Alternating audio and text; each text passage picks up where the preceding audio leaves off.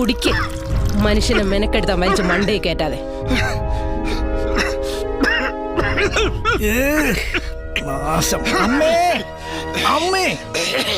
എന്താടാ അവിടെ കിടന്ന് തൊള്ള തുറക്കണത്? ഇത്തിരി മനസ്സമാനം തരൂ. തുപ്പല് ഛർദിലും വീഴാത്ത ഭക്ഷണം തരുമോ? നാശം.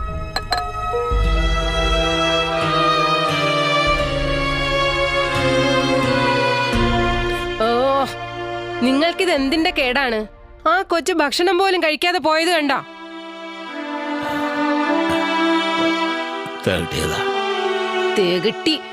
തെകട്ടി എന്നെ കൊണ്ടൊന്നും പറയിപ്പിക്കണ്ട. വെട്ടി വിഴുങ്ങിക്കോ. ഭാര്യയും മോനും കഴിച്ചില്ലെങ്കിൽ എന്താ?